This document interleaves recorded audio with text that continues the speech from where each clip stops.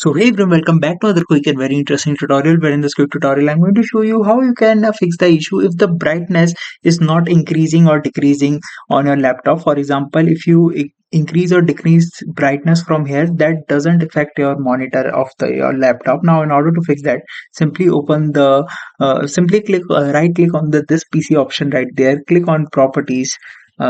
Sorry, just come back and click on this option of show more options, and here you'll see this option of manage right there.